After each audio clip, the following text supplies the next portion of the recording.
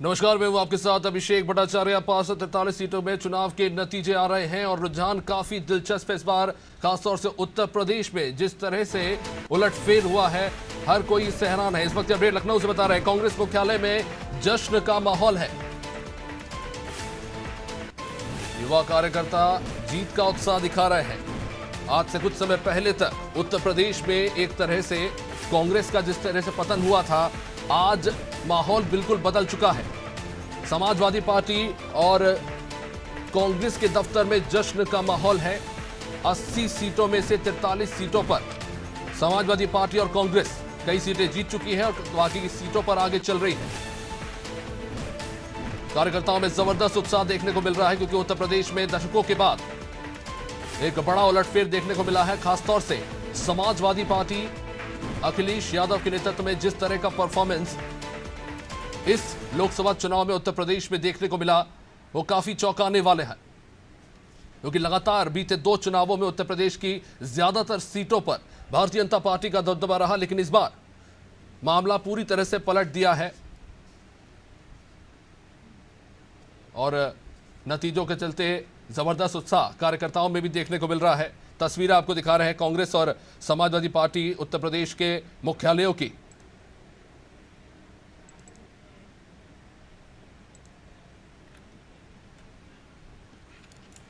चलिए, सहारनपुर से सपा प्रत्याशी इमरान मसूद जीत गए हैं। आइए आपको सुनवाते हैं जीत के बाद क्या कह रहे हैं इमरान मसूद। मैं जीत का श्रेय सबसे ज़्यादा अपनी नेता प्रियंका गांधी जी को, राहुल गांधी जी को और तमाम गठबंधन के नेताओं को और सहारनपुर की जनता को। क्या लगता है, पूरा मंडल आप जीत चुके हैं इस बार? अरे भैया, पूरा प्रदेश जीतेंगे इंशाल्लाह हम लोग, और पूरा देश जीतेंगे प्राथमिकता क्या रहेगी सहारनपुर के लिए? देखिए, देश सबसे पहला काम तो इस चुनाव के लिए अंदर मैं सहारनपुर के लोगों का आभार व्यक्त करता हूँ कि सहारनपुर के लोगों ने वो छवि, जो मेरी छवि मीडिया द्वारा गढ़ी गई थी, उसको मुंह तोड़ जवाब देने का काम किया और मुझे सभी धर्म के सभी वर्गों के लोगों ने वोट दिया। उनका हृदय गहराई से। तो ये थे इमरान मसूद। राघव लखनपाल इनके साथ इनके खिलाफ चुनाव लड़ रहे थे, बीजेपी से जो सेकंड नंबर पर रहे हैं। इमरान चुनाव जीत चुके हैं। खैर, आगे बढ़ेंगे। अगली अपडेट आपको छत्तीसगढ़ से बता रहे हैं। इस वक्त ये बड़ी अपडेट रायपुर से आपको बता रहे हैं। सीएम विष्णुदेव साय बीजेपी कार्यालय पहुंचे हैं। छत्तीसगढ़ में जबरदस्त प्रदर्शन रहा है बीजेपी का। एक बार फिर से 2014 में भी 10 सीटों पर जीत हासिल की थी, 2019 में 9 सीटों पर जीत हासिल की और एक बार फिर 2014 वाला ही प्रदर्शन छत्तीसगढ़ में दोहराया है बीजेपी ने और कुल 10 सीटों पर जीत हासिल की है। आइए आपको सुनवाते हैं क्या कुछ कह रहे हैं मुख्यमंत्री विष्णुदेव साय। लोकसभा चुनाव 2024 का आज परिणाम आ रहा है और मुझे बताते हुए बड़ा गौरव हो रहा है कि छत्तीसगढ़ में 11 में से 10 सीट में विजय होना तो सुनिश्चित हो गया है और एक सीट में भी अभी काउंटिंग चल रही है और हमको पूरा विश्वास है कि काउंटिंग फिनिश होते होते वो सीट भी भारतीय जनता पार्टी अवश्य जीतेगी। और इस अवसर पर मैं छत्तीसगढ़ के समस्त देवतुल्य मतदाता भाई बहनों का आभार व्यक्त करना चाहूँगा, उनका धन्यवाद देना चाहूँगा कि उनका आशीर्वाद भारतीय जनता पार्टी को मिला। हमारे देश के यशस्वी प्रधानमंत्री श्री नरेंद्र मोदी जी को मिला। उनकी गारंटी पर छत्तीसगढ़ की जनता ने, यहाँ के मतदाता ने मोहर लगाया है, तो बहुत बहुत उनको धन्यवाद, बधाई देते हैं। देखिए, लोकसभा चुनाव तो ये थे छत्तीसगढ़ के मुख्यमंत्री विष्णुदेव साय, जिन्हें आप सुन रहे थे। 11 में से 10 सीटों पर अगर देखा जाए तो बीजेपी आगे चल रही है, कई सारी सीटों पर जीत दर्ज भी कर चुकी है। यहां से पार्टी के बड़े बड़े कांग्रेस के दिग्गज नेता जो है हारते हुए नजर आ रहे हैं। और कोरबा की एक सीट है जिस पर अभी भी काउंटिंग चल रही है, जिस पर बीजेपी लीड बनाए हुए है। खैर, अब बात करेंगे उत्तर प्रदेश की। चर्चा में जुड़ रहे हैं हमारे राजनीतिक विश्लेषक इस वक्त हमारे साथ अखिलेश सिंह हमारे साथ, माफ कीजिएगा, रोशन जमीन हमारे साथ जुड़ रहे हैं चर्चा में। रोशन जी, बहुत बहुत स्वागत आपका। बड़ा ही दिलचस्प नजारा है 18वें लोकसभा चुनाव का। और लंबे समय के बाद ये देखने को मिल रहा है कि हर तरफ जश्न मन रहा है। ना सिर्फ बीजेपी बल्कि समाजवादी पार्टी, कांग्रेस और तमाम दूसरे दल जश्न मना रहे हैं। किस तरह से देख रहे हैं इसे, खासतौर से उत्तर प्रदेश में यहां पर दशकों के बाद इस तरह के दिलचस्प आंकड़े निकलकर सामने आ रहे हैं लोकसभा के चुनाव में। सर आपका डिवाइस अनम्यूट कर दीजिए प्लीज।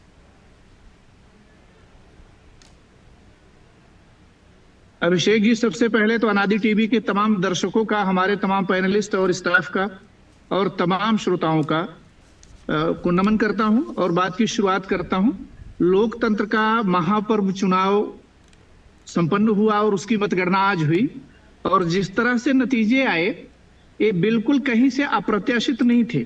आपके सम्मानित चैनल के माध्यम से मैंने जब पिछली बार मैं आपके डिबेट में बैठा था तब भी मैंने बताया था कि उत्तर प्रदेश में सत्ताधारी पक्ष को बहुत गहरा सदमा पहुंचने वाला है, बहुत तगड़ा झटका पहुंचने वाला है।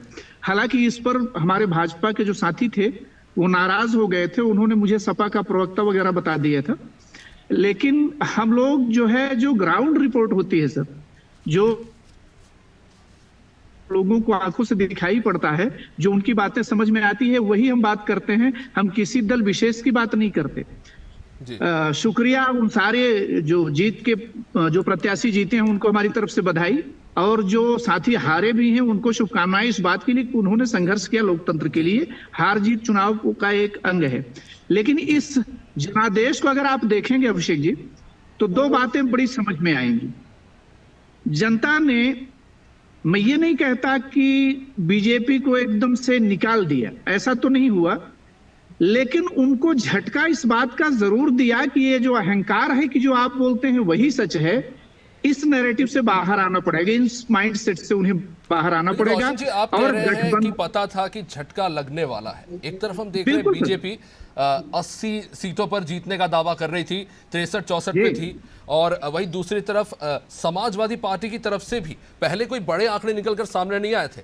एग्जिट पोल के बाद अखिलेश यादव जी का बयान आता है, वो कहते हैं कि हम 50 सीटें जीत रहे हैं, और हमने ये भी डिबेट की थी and we were even thinking कि these are not real numbers, these are superficial numbers, इतना तो नहीं आ रहा है, इतना नहीं हो रहा है। और अब बैठ के न्यूज रूम में डिस्कस कर रहे हैं कि यार ये क्या हो क्या गया, ये इतना, it's a really surprising numbers. Don't you think कि आप जहां बात कर रहे हो 20 से 25 सीट की, सडनली इंडिया गठबंधन पहुंच रहा है 43 सीट पर, और अखिलेश अगर बात करें समाजवादी पार्टी की तो वो ही बीजेपी से आगे निकलती नजर आ रही है सीटों के मामले में। सवाल मुझसे था सर? जी आप ही है सर अभी पैनल में। जी जी जी जी जी बिल्कुल बिल्कुल, बहुत बढ़िया आपने बात कही। देखिए, दो चीजें बहुत अच्छी विपक्ष ने की। जो इंडिया गठबंधन का जो अलायंस था, इसको जनमानस तक पहुंचने में अखिलेश जी ने और माननीय राहुल जी ने बहुत मेहनत की, और ये मैसेज देने में मतदाताओं तक ये सफल हुए। क्या आपने देखा होगा कि इनकी जो केमिस्ट्री थी वो बहुत लाजवाब थी। राहुल जी के घोषणा पत्र को माननीय अखिलेश जी के इंस्टाग्राम हैंडल से ट्वीट करना और तमाम चीजें जो होती थी, और अखिलेश जी की रैलियों की भीड़ को बाकायदा कांग्रेस के जो है सोशल मीडिया पर प्रचारित करना, एकजुट होकर चुनाव का लड़ना। स्ट्राइकिंग रेट आप देखेंगे सर, तो जितनी सीटों पर लोगों ने लड़ा है, 50% से ज्यादा सीटें इन्होंने 50% सीटों पर लगभग जीत हासिल कर दी है। ये बड़ी चीज है। सत्ता में एक बहुमत की सत्ता होते हुए, डबल इंजन की सरकार होती हुए केंद्र में भी और प्रदेश में भी, उसके बावजूद इस तरह का जो आया हुआ है। रोशन जी, आपको बीच में रोक रहा हूं। इस वक्त की बड़ी अपडेट आपको बता रहे हैं उत्तर प्रदेश से। उत्तर प्रदेश में बड़ी बैठक होने जा रही है। राजधानी में बीजेपी की बड़ी बैठक जारी है इस वक्त। सीएम योगी आदित्यनाथ बैठक में मौजूद है, उनके साथ बीजेपी प्रदेश अध्यक्ष भूपेंद्र चौधरी और दोनों डेप्यूटी सीएम मौजूद हैं। बड़े मंथन पर कोर ग्रुप की बैठक हो रही है। उत्तर प्रदेश देश का सबसे बड़ा राज्य, 80 सीटें। एक दिन पहले भूपेंद्र चौधरी ने एग्जिट पोल के नतीजे आने के बाद कहा था, एग्जिट पोल में 72 सीटें जीतते हुए दिखा रहे थे, उन्होंने कहा था इससे भी अच्छा परिणाम आएगा। लेकिन अब आंकड़े कुछ और बता रहे हैं और इस पर फिलहाल विचार मंथन चल रहा है। तस्वीरें हम आपको दिखा रहे हैं इस वक्त। उत्तर प्रदेश में इस वक्त अभी भी काउंटिंग चल रही है और रुझान में काफी दिलचस्प आंकड़े निकलकर सामने आ सकते हैं आने वाले कुछ घंटों में। चलिए अगली अपडेट भी आपको बता देते हैं। वाराणसी से प्रधानमंत्री नरेंद्र मोदी एक बार फिर से जीत गए हैं। तीसरी बार वाराणसी सीट से चुनाव लड़ रहे थे प्रधानमंत्री, बड़ी जीत हासिल की है वहां से।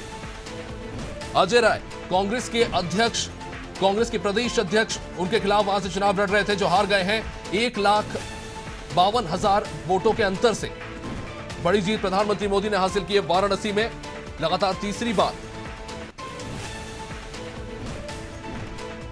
शुरुआती जो रुझान थे उनमें काफी तगड़ा कंपटीशन कहीं ना कहीं देखने को मिल रहा था, लेकिन उसके बाद नतीजे जो निकलकर सामने आए, दोपहर के बाद जो लीड पकड़ी, उसके बाद प्रधानमंत्री मोदी अब जीत गए हैं 1,52,000 एग्जैक्ट फिगर्स हैं, जिस अंतर से प्रधानमंत्री एक बार फिर से जीते हैं। उत्तर प्रदेश की सबसे प्रमुख सीटों में से एक, जहां पर प्रधानमंत्री मोदी ने जीत हासिल की है। जी रोशन जी, अपनी बात पूरी कीजिए।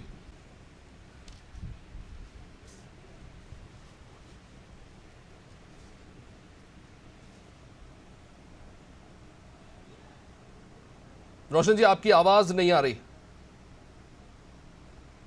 मैं अनम्यूट तो हूं, लेकिन हो सकता है किसी टेक्निकल खराबी के चलते नजर है। मेरी आवाज आ रही है? स्पष्ट है, बोलिए। हाँ, तो एक चीज तो पहली चीज शुभकामनाएं प्रधानमंत्री जी के लिए, उन्होंने जीत हासिल की सभी प्रत्याशियों को। लेकिन आपने देखा होगा 2019 में जो उनका जीत का अंतर था वो लगभग 5 लाख मतों का था। एक तरह से उस सीट पर, प्रतिष्ठित सीट पर 1,52,000 वोटों से जीते, बधाई उनको।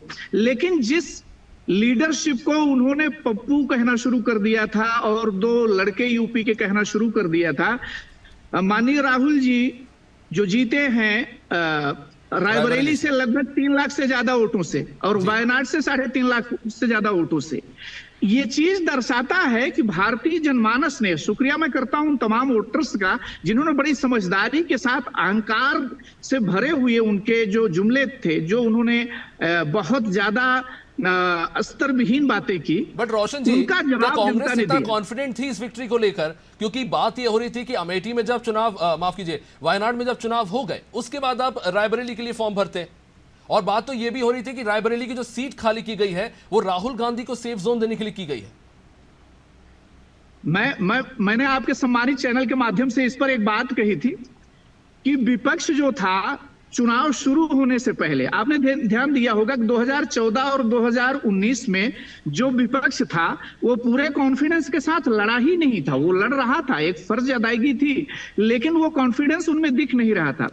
इसके बाद 2024 के चुनाव में विपक्ष अब की भी बहुत अच्छा नहीं लड़ा, लेकिन जनता ने इस मुद्दे को स्वतः संज्ञान में ले लिया। जो 10 साल तक माननीय प्रधानमंत्री जी अपने मन की बात कहते रहे और जनता की बात नहीं सुन रहे थे, उन मुद्दों के चलते विपक्ष को विकल्प के रूप में जनता ने स्वयं एक्सेप्ट कर लिया। और आप अभी राहुल गांधी जी खुद ये कह रहे थे कि जिस तरह से समन्वय दिखा समाजवादी पार्टी और कांग्रेस में, उसका जो है नतीजा हमें अब दिख रहा है आंकड़ों के रूप में, और अभी आप ये कह रहे हैं कि वो विपक्ष जो है ठीक से लड़ा नहीं जमीन पे चुनाव। मैं समझा नहीं। बिल्कुल दोनों बातें थी। विपक्ष लड़ रहा, जब शुरुआत हुई थी इलेक्शंस की, उस समय तक विपक्ष उतना मजबूत नहीं था, क्योंकि तमाम तरह की प्रतिबंध उन पे लगाए जा रहे थे शासन सत्ता की तरफ से। क्या ये माने कि शुरुआत में जो वोट प्रतिशत गिरा था उसके बाद विपक्ष का कॉन्फिडेंस बढ़ा? बिल्कुल, चरण दर चरण विपक्ष का कॉन्फिडेंस और बढ़ता गया, क्योंकि ग्राउंड रिपोर्ट जब आनी शुरू हुई तो विपक्ष ने उन चीजों को पॉजिटिवली लेना शुरू किया। हमारे सत्ता दल के जो साथी बैठते थे इसी डिबेट में, आपके ही सम्मानित चैनल पर, तो वो इस बात को सुनने को तैयार ही नहीं थे कि उनसे कोई भूल भी हो सकती है। जहां पर प्रधानमंत्री स्वयं अपने को दिव्य अवतारी बता रहे हो, वहां पर भूल की गुंजाइश तो बचती नहीं है। और जब आप अहंकार में भूल को स्वीकार करना भूल जाते हैं तो कहीं ना कहीं जनता उसको सबक सिखाने पे आ जाती है। ठीक है, ये भी लौटूंगा आपके पास। हमारे साथ हमारे और 2 मेहमान जुड़ चुके चर्चा में, राघवेंद्र सिंह जी बीजेपी से और अशोक तिवारी जी समाजवादी पार्टी से। आप दोनों मेहमानों का बहुत बहुत स्वागत। अभी जल्द आपके पास लौटूंगा इस चर्चा में। सबसे पहले चलते हैं सीधा नैन्सी के पास, बता रही है कौन किस सीट पर जीता है। Nancy, up to you. शुक्रिया अभिषेक। और अभी तक हम अपडेट अपने सभी दर्शकों को बता देते हैं कि आखिरकार किस सीट से कौन प्रत्याशी जीता है। सबसे पहले शुरुआत हॉट सीट वाराणसी से ही करेंगे, जहां हॉट सीट वाराणसी जो कि एक बेहद ही हॉट सीट रही है और यहां से खुद प्रधानमंत्री नरेंद्र मोदी चुनावी मैदान में थे। हालांकि उनका जो जीत का मार्जिन है वो बहुत ज्यादा नहीं है, 1.5 लाख के मार्जिन के साथ उन्होंने यहां पर जीत हासिल की है। चलिए अगली सीट की ओर भी रुख कर लेंगे कि आखिर वो अगली सीट कौन सी है जिस पर जो नतीजा है वो आ चुका है और सीट पर कौन जीता है। गांधीनगर सीट से रुक अगर बात करें तो यहाँ पर सोनल पटेल जो कि कांग्रेस की तरफ से चुनावी मैदान में थी वो हार गई हैं। उनके सामने केंद्रीय गृह मंत्री अमित शाह मैदान में खड़े थे, बीजेपी की तरफ से चुनावी मैदान में थे और उन्होंने जीत हासिल कर ली। अगली सीट की ओर रुख कर लेंगे। गांधीनगर के बाद अब अगली सीट कौन सी है, तो अगली सीट जो है वो लखनऊ सीट है। तो लखनऊ सीट से यहाँ राजनाथ सिंह जीते हैं। राजनाथ सिंह, उनके सामने जहां बसपा और सपा दो प्रत्याशी थे और उन्होंने दोनों को ही पछाड़ते हुए जीत हासिल यहां से कर ली है। अगली सीट की ओर रुख कर लेते हैं अब लखनऊ के बाद में अगली सीट वो कौन सी है, तो कोटा ये सीट, कोटा पर भी निर्णय आ चुका है, नतीजा आ चुका है। यहां से ओम बिरला बीजेपी के चुनावी चिन्ह से जहां उन्होंने जीत हासिल की है। प्रहलाद गुंजल जो कि कांग्रेस की तरफ से चुनावी मैदान में थे, हार चुके हैं। कोटा सीट के बाद अगली सीट की ओर रुख कर लेते हैं कि वो कौन सी सीट है जिस पर जो नतीजा है वो स्पष्ट हो चुका है। तो अरुणाचल की ये सीट है, पश्चिम सीट अरुणाचल की। यहां से कांग्रेस की नवाब तुकी हार चुके हैं और इसके अलावा अगर जीत की बात करें तो यहां पर किरेन रिजिजू जो कि बीजेपी की तरफ से चुनावी मैदान में थे, ये जीत गए हैं। चलिए अगली सीट की ओर रुख कर लेंगे। अरुणाचल पश्चिम सीट के बाद में वो कौन सी सीट है, अरुणाचल पश्चिम सीट के बाद में अब मंडी सीट आ जाती है। मंडी सीट पर भी नतीजा साफ हो चुका है। कंगना रनौत यहां से बीजेपी की तरफ से चुनावी मैदान में थी। कंगना रनौत ने जीत हासिल की है एक बड़ी लीड के साथ। उन्होंने यहां पर विक्रमादित्य सिंह को हरा दिया है। मंडी के बाद अगली लोकसभा सीट कौन सी है वो उस पर भी नजर डाल लेते हैं कि आखिर किस सीट पर नतीजा आ चुका है। तो अगली सीट जो है वो उन्नाव सीट है। बेहद ही दिलचस्प ये, जहां साक्षी महाराज चुनावी मैदान में थे और वे जीत चुके हैं। बीजेपी की तरफ से चुनावी मैदान में उन्होंने अपनी पूरी दमखम के साथ में जहां प्रचार किया था और अब उन्हें अच्छी लीड के साथ में यहां जीत हासिल हुई है। उन्नाव के बाद अगली सीट की ओर रुख कर लेते हैं कि वो अगली सीट कौन सी है जिस पर जो नतीजा है वो आ चुका है। तो अगली ये सीट है फैजाबाद, जहां पर अवधेश प्रसाद जीते हैं। दिलचस्प है ये देखना, चूंकि देखिए यहां से जहां अवधेश प्रसाद जो कि सपा की तरफ से, इंडिया गठबंधन की तरफ से चुनावी मैदान में थे, बीजेपी की तरफ से लल्लू सिंह थे, ये हार गए हैं। काफी जो मुद्दा था राम मंदिर का वो भुनाने की कोशिश की गई, लेकिन अयोध्या में ही बीजेपी कहीं ना कहीं हारती हुई नजर आई है। चलिए फैजाबाद के बाद अगली वो लोकसभा सीट की ओर नजर डाल लेते हैं कि वो कौन सी सीट है जिस पर चुनावी जो परिणाम है वो स्पष्ट हो चुके हैं। गोरखपुर ये लोकसभा सीट जहां से बीजेपी के प्रत्याशी रविकिशन जो कि जीत हासिल कर चुके हैं और बेहद ही हॉट प्रोफाइल ये सीट रही है। हालांकि बीजेपी ने यहां से जीत हासिल कर ली। गोरखपुर के बाद अगली सीट की ओर रुख कर लेते हैं कि अगली सीट कौन सी है। रायबरेली जो कि खुद राहुल गांधी यहां से चुनावी मैदान में थे अच्छी खासी लीड के साथ। इसके पहले आप चूंकि चर्चा भी कर रहे थे कि 3.5 लाख के करीब उन्होंने यहां से अपनी लीड बनाई है और 3.5 लाख के अंतर के साथ राहुल गांधी ने चुनावी मैदान में जहां जीते वो हासिल वो कर चुके हैं। चलिए रायबरेली के बाद अब अगली लोकसभा सीट की ओर रुख कर लेते हैं। कौन सी सीट है वो, लखीमपुर खीरी ये सीट। लखीमपुर खीरी की बात करें तो यहां पर सपा यानी कि इंडिया गठबंधन के प्रत्याशी उत्कर्ष की जीत हुई है। उनके सामने बीजेपी और सपा और बसपा, जहां बसपा की तरफ से भी मैदान में यहाँ पर चुनावी मैदान में प्रत्याशी थे, लेकिन यहाँ पर इंडिया गठबंधन की तरफ से उत्कर्ष वर्मा की जीत हुई है। इसके बाद लखीमपुर खीरी के बाद अगली लोकसभा सीट की ओर रुख कर लेते हैं। मैनपुरी पर भी चुनावी परिणाम स्पष्ट हो चुके हैं, साफ हो चुके हैं। यहाँ पर डिंपल यादव सपा की तरफ से मैदान में थी, जीत हासिल उन्होंने कर ली है। इंडिया अलायंस की तरफ से चुनावी मैदान में खड़ी हुई थी डिंपल यादव, अच्छे खासे लीड के साथ उन्होंने यहां पर जीत हासिल की है। मैनपुरी के बाद अगली लोकसभा सीट की ओर रुख कर लेते हैं। वो कौन सी लोकसभा सीट, सुल्तानपुर सीट।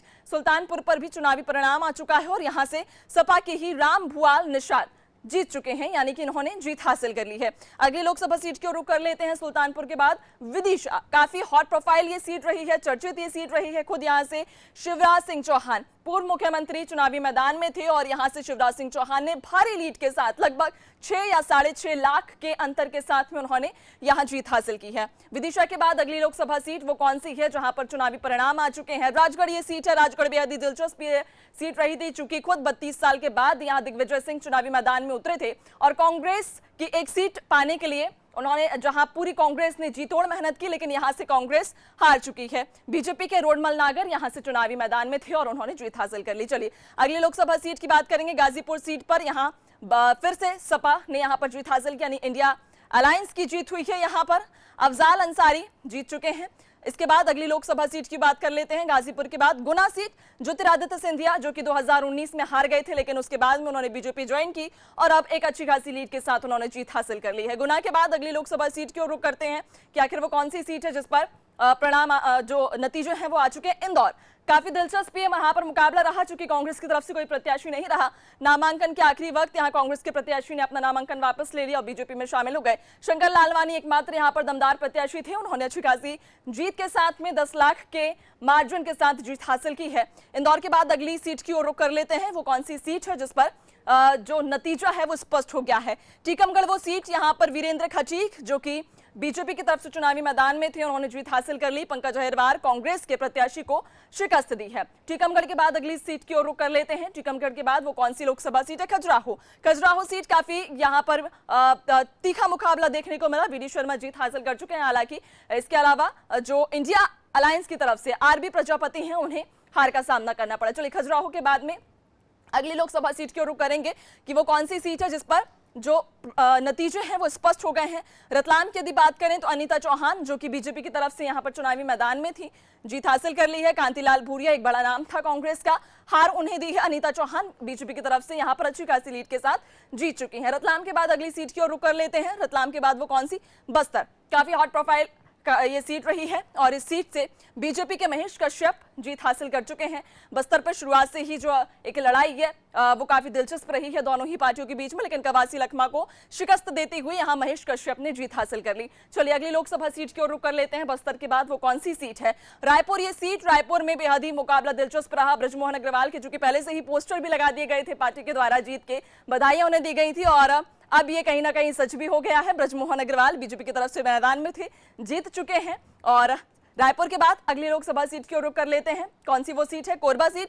कोरबा भी काफी दिलचस्प रही। ज्योत्सना महंत यहां से चुनावी मैदान में थी, हार गई कांग्रेस की तरफ से। सरोज पांडे ने जीत हासिल कर ली, अच्छी खासी लीड के साथ उन्होंने यहां पर जीत हासिल की है। कोरबा के बाद अगली लोकसभा सीट की ओर रुख कर लेते हैं। सरगुजा ये लोकसभा सीट, सरगुजा लोकसभा सीट पर भी मुकाबला दिलचस्प रहा। चिंतामणि महाराज बीजेपी की तरफ से थे, हार चुके हैं। शशि सिंह यहां पर सरगुजा से चुनावी मैदान में खड़ी हुई थी और इन्होंने यहां पर जीत हासिल कर ली है। तो चिंतामणि महाराज जो कि बीजेपी की तरफ से थे, उन्होंने जीत हासिल कर ली है। शशि सिंह हार चुकी हैं, कांग्रेस की तरफ से चुनावी मैदान में थी। तो ये वो नतीजे थे, ये परिणाम थे जिन सीटों पर अभी तक परिणाम स्पष्ट हो चुके हैं। और यहाँ पर कहीं ना कहीं देखने को मिल रहा है कि दोनों ही जो अगर एनडीए की बात करें या फिर इंडिया अलायंस की बात करें, दोनों ही के बीच में इस वक्त कांटे की टक्कर है। हालांकि शाम तक का इंतजार करना होगा। शाम को जब स्पष्ट रुझान आएंगे, जब स्पष्ट नतीजे आएंगे, उसके बाद ही कहना स्पष्ट होगा कि आखिरकार किस पार्टी ने या फिर किस अलायंस ने कितनी लीड हासिल की है। ओवर टू अभिषेक। बहुत बहुत शुक्रिया रैंसी। तो ये थे अभी तक के वो प्रत्याशी जो जीत गए हैं और जिनकी किस्मत जो है उनका साथ नहीं दे पाई। खैर आगे बढ़ाएंगे चर्चा को, लेकिन उससे पहले आपको सुनवाते हैं कैबिनेट मंत्री प्रहलाद पटेल से हमारे सहयोगी ने बातचीत की। बातचीत के अंश। देश में एक बार फिर से प्रधानमंत्री नरेंद्र मोदी प्रधानमंत्री बनने जा रहे हैं और एनडीए की सरकार बनने जा रही है और जो रुझान आ रहे हैं, रुझान में बहुमत का आंकड़ा पार कर चुका है एनडीए गठबंधन।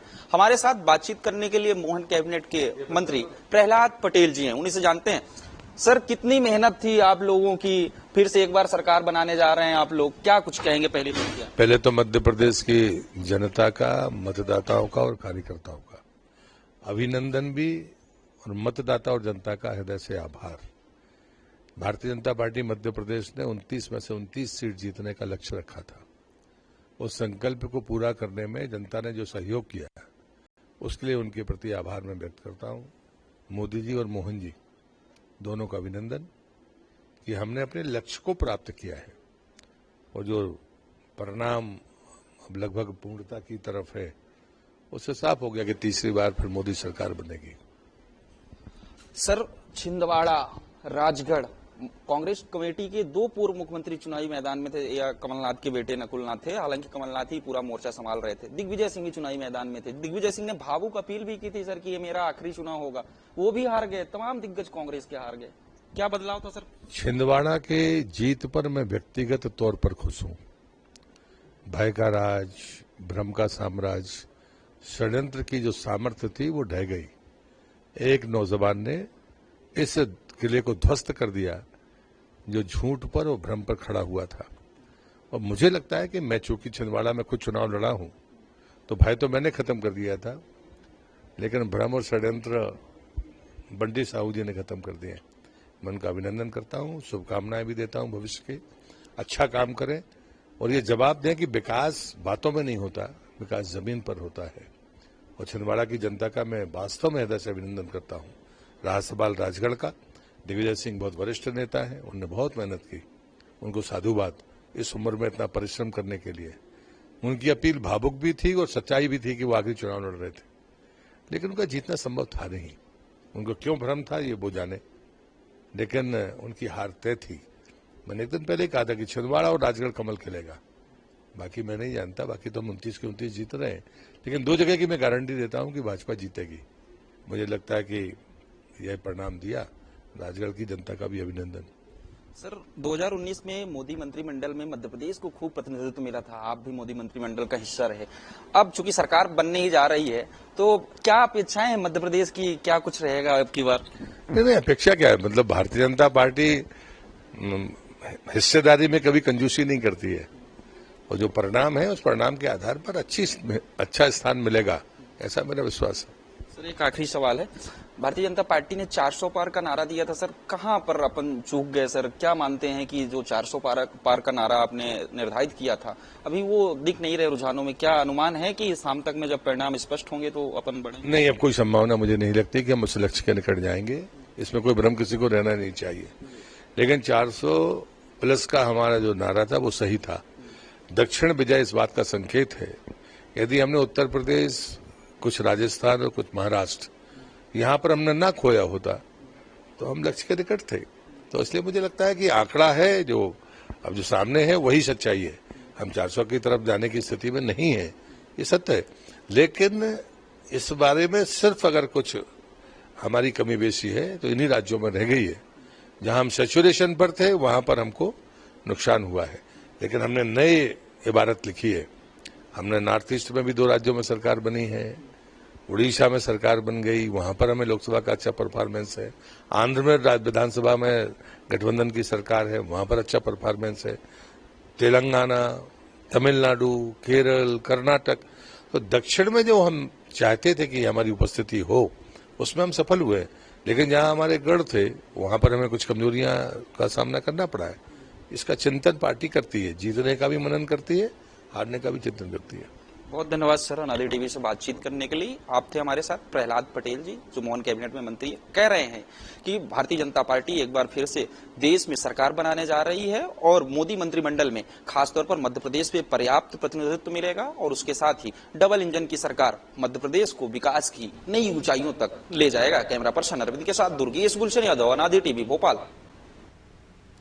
तो मध्य प्रदेश की बात हो रही थी। मध्य प्रदेश में बीजेपी ने कहा था क्लीन स्वीप करेंगे, बीजेपी में क्लीन स्वीप कर भी दिया, अब उसी की तरफ आगे बढ़ रही है। खैर राघवेंद्र जी, उत्तर प्रदेश में भी बात हुई थी कि 80 की 80 सीटें जीतेंगे, कहां गलत हो गए, कहां चूक गए? नहीं, देखिए, सबसे पहले देश की जनता को हृदय से आभार इस लोकतंत्र के पावन पर्व पर कि उन्होंने तीसरी बार फिर एनडीए की सरकार के लिए अपना मत दिया। ये बात सच है कि उत्तर प्रदेश में कुछ कमी रह गई और उस कमी को स्वीकार करने में कोई हर्ज नहीं है, लेकिन वो कमी जानते क्या रही? वो कमी यहाँ पर ये रही कि हम लोग अपना काम के आधार पर जनता के बीच गए थे, काम की हम लोग बात कर रहे थे, लेकिन हम लोग इतना नहीं समझ पाए थे कि जो विपक्ष झूठ, अफवाह और भ्रम फैला रहा है वो वास्तविक में लोगों तक पहुंच जाएगा। वो झूठ और अफवाह और भ्रम क्या था? वो झूठ, अफवाह और भ्रम ये था। अरे राघवेंद्र जी, इतने संसाधन है, ठीक, सुनिए तो क्या ये सच नहीं है कि इन लोग बार बार कह रहे थे इस देश में संविधान खत्म हो जाएगा, इस देश में लोकतंत्र खत्म हो जाएगा। आप ही की पार्टी के नेता लल्लू सिंह, जो अभी फैजाबाद से हार गए हैं, उन्होंने ये बयान दिया था कि 400 पार गया तो संविधान बदल देंगे। अच्छा, उन्होंने कहा था, फिर बाद में उन्होंने माफी मांगी थी। और लेकिन एक नेता कहने से नहीं, हमारा शीर्ष नेतृत्व क्या कह रहा? इनका तो शीर्ष नेतृत्व ही झूठ और भ्रम और अफवाह फैला रहा था। इन लोग काम के आधार पर इन्होंने कभी अपने काम की बात गिनाई कि इन्होंने ये काम किया था, वो काम किया था? क्योंकि वो जानते थे कि वो काम नहीं गिना सकते हैं, क्योंकि ये देश जानता है कि उनके नहीं राघवेंद्र जी, गलत बात। देखिए बयानों की अगर बात हो रही है तो बराबरी से बीजेपी की तरफ से भी जो बयान आए थे वो बेहद शर्मनाक थे, और इस तरह के बयान थे कि मैं इनको अब रिपीट नहीं करना चाहता हूँ। नहीं, बिल्कुल आप जो कहना जिस दिशा में कहने जाना चाह रहे हैं वो बिल्कुल, लेकिन वो कब हमने कहा? जब ये सब झूठ अफवाह फैलाने लगे कि आरक्षण खत्म होगा, तो क्या हम नहीं कहेंगे कि ये आरक्षण कोई खत्म नहीं, बल्कि आरक्षण खत्म करने वाले ये, संविधान को खत्म करने वाले ये? क्या 80 से अधिक संविधान संशोधन इन लोगों ने नहीं किया था? क्या 42 सर संविधान संशोधन और संविधान बदलने में अंतर होता है। तो सर संविधान कौन बदल रहा था? अफवाह इन लोग फैला रहे थे कि नहीं? हाँ, हम लोग जब तक अब आप खुद ही सामने वाले को दे देंगे सर इतना अच्छा मौका, तो फिर अब आप क्या उम्मीद रखते हैं फिर? नहीं तो क्या हमने कहा नहीं, लेकिन ये बार बार अपने बात फैलाते रहे। ये जानते हैं कि ये आतंकवाद पे बात कर नहीं पाएंगे क्योंकि आतंकवादियों के प्रति ये रोते हैं। ये माफियाओं को रोकने की बात नहीं कर सकते क्योंकि माफियाओं को संरक्षण देते हैं। तो ये तो वो कर नहीं सकते थे। तब इन्होंने क्या क्या क्या झूठ और अफवाह। अभी आप बताइए, अभी और सुनिए, मतदान होने के बाद भी ये सब झूठ और अफवाह फैलाते रहे।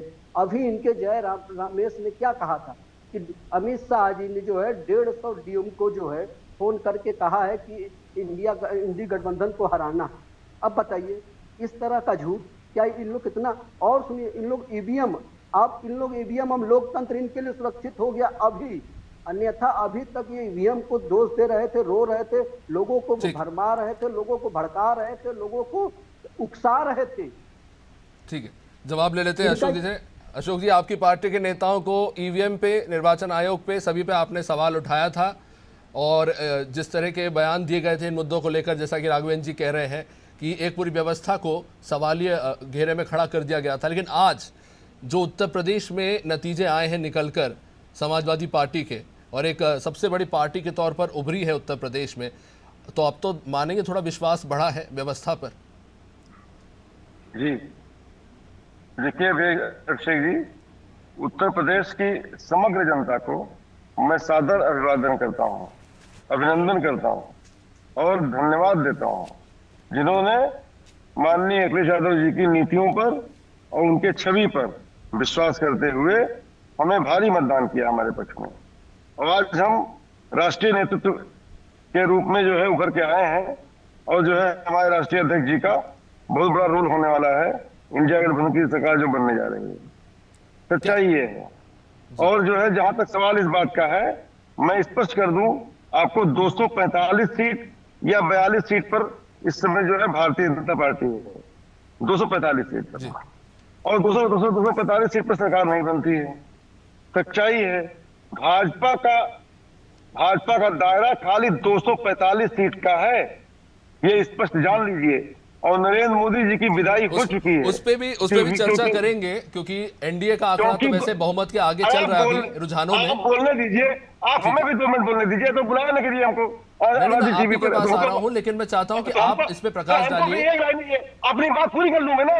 भाजपा के प्रश्नों को टाइम दिया आपने, हमको टाइम नहीं देते, हम नहीं आएंगे आपका कभी भी नहीं आएंगे। हो रहे हैं अशोक जी, दीजिए ना, आज तो अच्छा दिन चल रहा है समाजवादी पार्टी का। 2 मिनट बोलने दीजिए हमको ना, 2 मिनट बोलने दीजिए हमको भी। अब तुरंत बात कर दी हमारी। अरे अशोक जी इतना कहाँ गुस्सा हो रहे हैं? बोलिए चलिए बोलिए, मैं नहीं बोल रहा, चलिए बोलिए। मान्यवर अभिषेक जी, मैं बहुत शालीनता से अपनी बात रख रहा हूँ, मुझे भी रखने का हक है चैनल पर। मैं कह रहा हूँ 245 सीट पाकर के भाजपा मजबूत नहीं है, भाजपा बहुत कमजोर हो गई है। 245 सीट और माननीय नरेंद्र मोदी जी की विदाई हो गई है।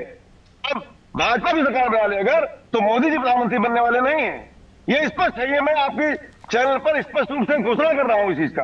मोदी जी प्रधानमंत्री बनने से रहे। और जहां तक सवाल इस बात का है, इंडिया गठबंधन सरकार बनाने जा रही है, अभी देखिएगा कि आगे देखिए होता है क्या। ये खाली 245 सीट पर है, बाकी का कोई भरोसा इनको नहीं है। ठीक है सर, ठीक है, 1-2 घंटे और वेट कर लेते हैं तो नंबर थोड़ा और क्लियर हो जाएंगे। मैं बस ये बोलना चाह रहा था, मैं आपसे ये पूछना चाह रहा था कि राघवेंद्र जी ने जो यूपी में बीजेपी के खराब प्रदर्शन, आपके अच्छे प्रदर्शन के बीच का कि झूठ और अफवाह फैलाए गए हैं, क्या पक्ष है समाजवादी पार्टी, क्या चीज काम कर गई समाजवादी पार्टी के पक्ष में? जी स्पष्ट रूप से हमने मुद्दों को लेकर गए, हम जनता के बीच में महंगाई को लेकर गए, बेरोजगारी को लेकर गए, भ्रष्टाचार को लेकर गए, आरक्षण का जिस तरह से जो है खत्म किया जा रहा था आरक्षण, उसको लेकर गए, क्योंकि जो है परीक्षाएं लीक हो रही थी, 30 लाख भर्तियां निकाली जा रही, आउटसोर्सिंग हो रही थी, तमाम बातें थी। ज्यादा बोलेंगे समय लग जाएगा आपका। उन चीजों को लेकर गए, जनता ने सिरोधार्य किया, जनता ने हमें स्वीकार किया और इस बात को मानने को भाजपा तैयार नहीं थी। अहंकार में थी भाजपा के अहंकार को परास्त किया है उत्तर प्रदेश ने। उत्तर प्रदेश से ही प्रधानमंत्री कुछ भी आसान जाता है और उत्तर प्रदेश कभी अहंकार बर्दाश्त नहीं करता है भाई साहब।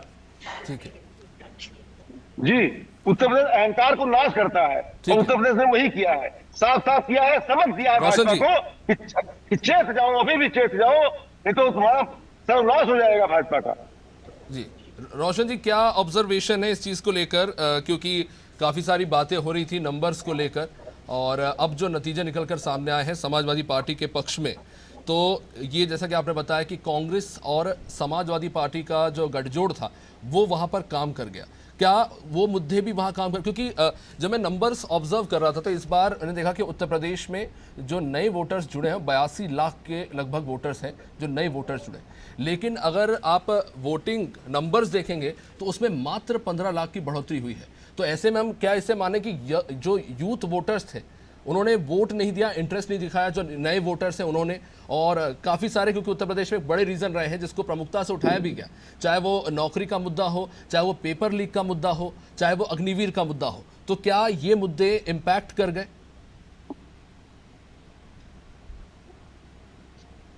अभिषेक जी, बहुत अच्छा सवाल आपने किया। देखिए, इसमें 2-3 संदेश देने की जनता ने कोशिश की है। इसको हमारे सारे राजनीतिक दल सुने और समझने की कोशिश करें।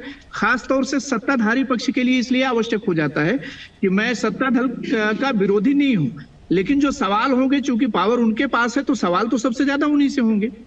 एक चीज आप देखें इस जनादेश को, तो अगर सबसे पहले राम मंदिर के मुद्दे को माननीय प्रधानमंत्री जी ने और भारतीय जनता पार्टी ने बहुत तूल देने की कोशिश की, लेकिन उसके नाम पर मुख्यमंत्री ने ये तक कह दिया कि ये चुनाव राम भक्तों और रामद्रोहियों के बीच में है। बड़ी विनम्रता पूर्वक मैंने आपके चैनल पे कहा था कि संसद और विधानसभाएं जो हैं ये भारतीय लोकतंत्र में इसलिए बनी है कि यहाँ पर जनहित के मुद्दों की चर्चा हो। ये किसी पंडित के मंदिर के पुजारी का या मस्जिद के मौलवी का चुनाव नहीं है। और अयोध्या सीट से लल्लू सिंह का हारना इस बात को इंगित करता है कि भारत के लोग आज भी आपसी सहिष्णुता में विश्वास करते हैं, नफरत की राजनीति को नहीं पसंद करते। इस बात को जितनी जल्दी बीजेपी के साथी हमारे समझ लें, वो देश हित में अच्छा होगा, उनके भी हक में अच्छा होगा। एक चीज। दूसरी चीज ये कि मेरे एक मित्र हैं सिंह साहब, उनके वो प्रचंड भाजपाई हैं शुरू से, जब से वो जानने समझने लायक हुई वोट देने लगे तब तक वो वोट देते रहे भारतीय जनता पार्टी के। अब की बार लखनऊ सीट से उनके 2 बच्चे जो रोजगार नहीं पाए, उन्होंने उनको उनके घर में कैद कर दिया, वोटिंग करने जाने नहीं दिया। ये मेरे आंख की देखी घटना है, मैं प्रूव कर सकता हूं। मैं अब बीच प्लीज जरा सा देखिए, मैं बात कर रहा हूं, आपने जब बोला तो मैंने कुछ उनसे भी जवाब लूंगा, रोशन जी पूरा करने दीजिए। इसे मैं प्रूव कर सकता हूं कि उनके बच्चों ने उन्हें कहा कि जो सरकार रोजगार पर एक शब्द 10 साल में नहीं बोलती, पकौड़ा तलने को रोजगार बता देती है, उस सरकार को आप या तो घर पे बैठे या तो वोट न दें। ये उनके साथ घटना हुई, उन्होंने बताया मुझे इस बात को, मेरे मित्र हैं। तो युवा वर्ग नौकरी को लेकर, रोजगार को लेकर बहुत परेशान था। अग्निवीर का रिटायरमेंट का टाइम आ गया है सर।